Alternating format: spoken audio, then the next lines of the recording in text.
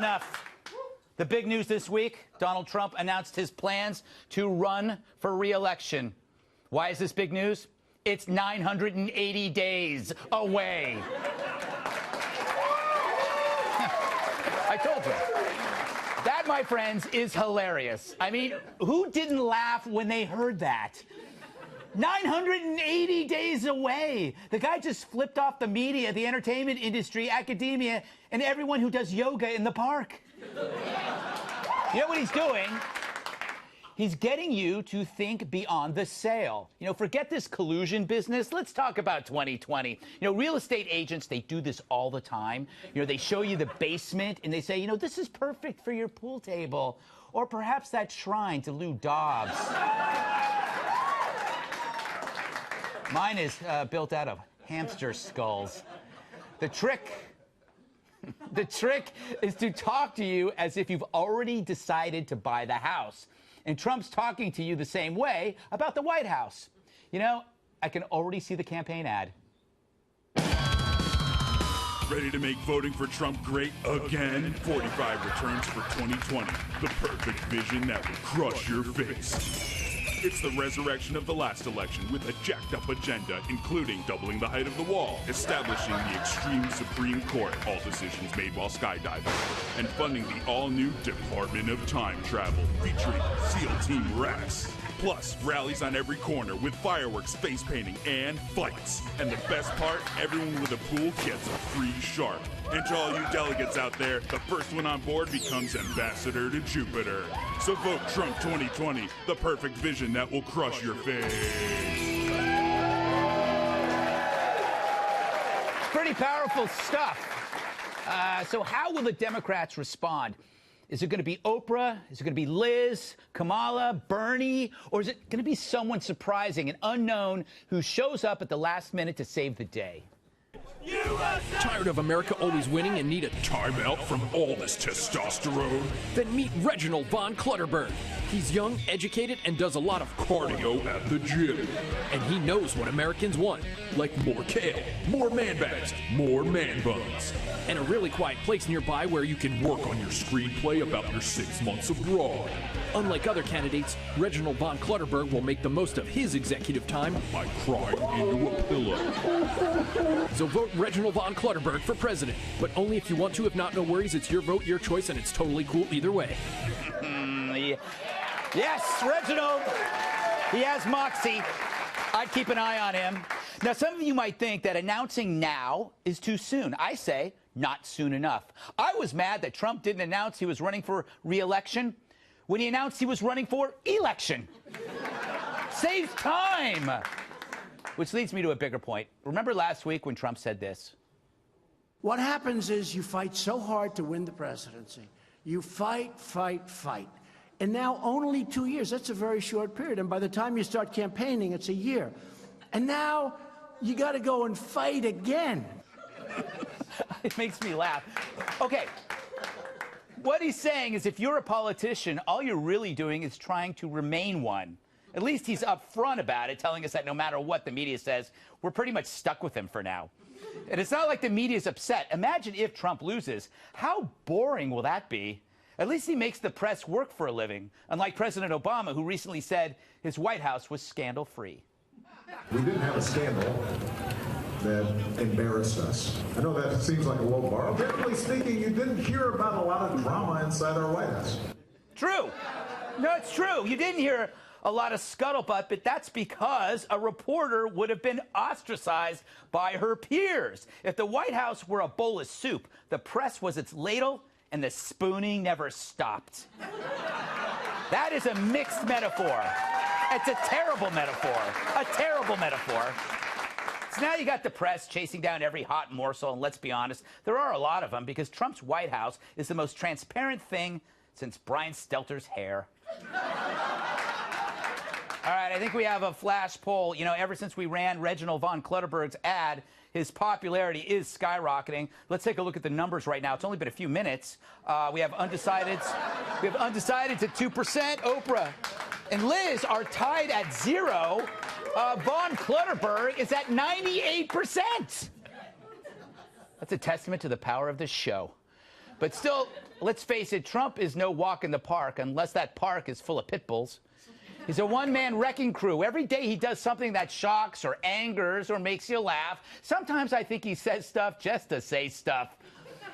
But, you know, he's still likable because the people who hate him so irrationally are so irritating.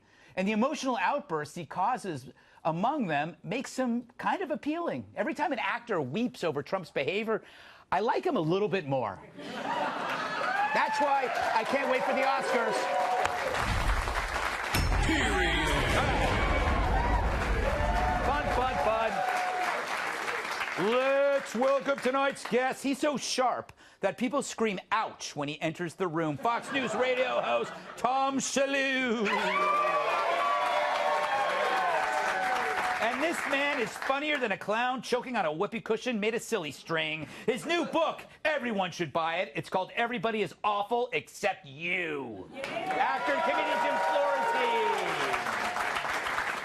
Give her liberty or an e-cig and a shot of tequila. National Review reporter Kat Timpf. And a redwood in his baseball bat. Former bodyguard of my massive sidekick, Trump! Tyrus! I called you Trump. All right.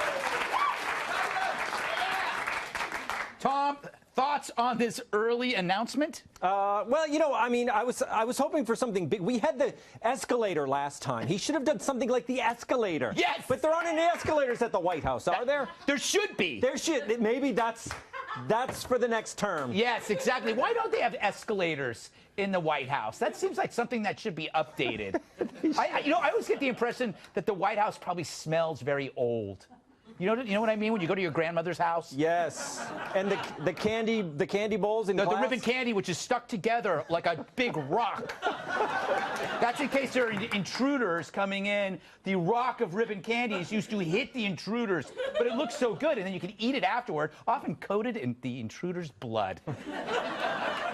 Jim, welcome to the program. What are your thoughts on this early announcement? Is it a good thing, bad thing? I think it's a good thing. I remember the press was all saying he really didn't want the job. Yes. You know, now he's miserable. He's in the White House. He hates it. It's a dump. He doesn't want to be there. And he definitely didn't want to be. He didn't think he was going to win, and now he won. He's like, oh, what am I going to do now? Yeah. It was all BS. Yes. Just like he had dementia. Remember he had dementia? Remember we were going to get nuked by North Korea? Yeah. That was happening. He's doing an hour-and-a-half speech without any teleprompter. Yes. That doesn't sound like he has dementia. No, he doesn't.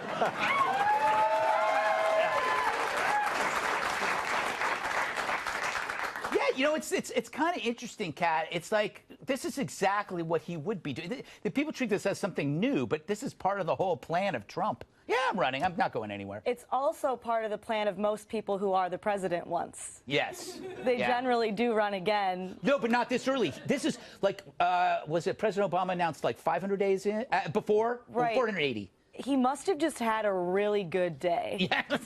Like in his personal life. And I don't know exactly what that means. Yeah. But I'd be interested to know what series of events. And you know what? Right now's the day. Mm-hmm.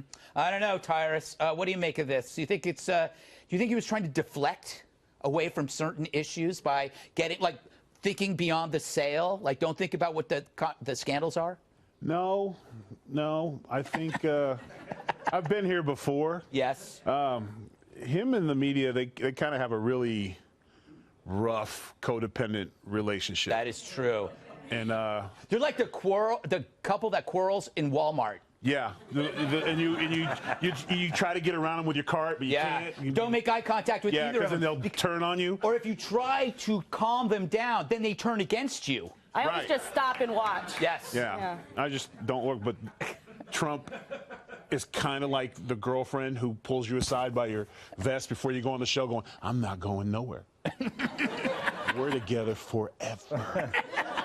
And I feel like the media thought they had some momentum. You know, we got some new stuff, and Kushner's in trouble, and the Hope Hicks thing, and oh, he's in trouble now. Everyone's leaving. Mm-hmm. He's done. He's like, yeah, you know what? I think I'm going to let you guys know I'll be back in 2020 as well. So he kind of just let him know whatever you got.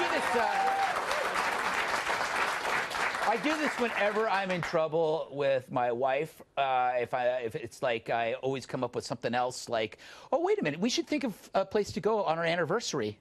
Like we should go to the Bahamas, and that hoping I'm trying to get her to think beyond throwing me out. Yes. Like the fabulous prizes. If you stick with me now, you've won this vacation. Yeah. So it buys you a few more months in the house. It buys you, right? Yes. The adversity's coming out in 4 months. Like, all right, I got at least 4 months to look for a new place. Exactly.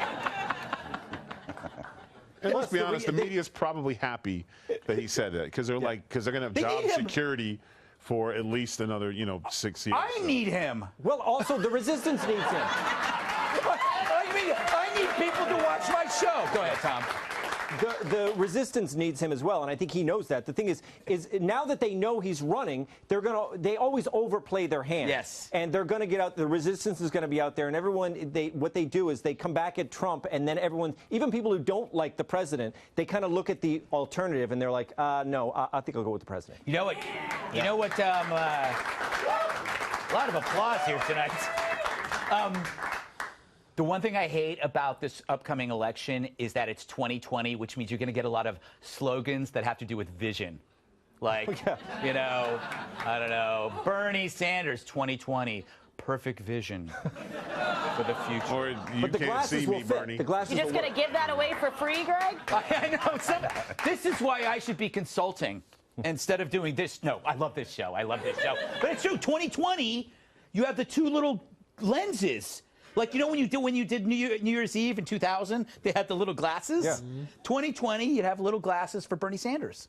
All right, I'm going to shut up now. Too many ideas.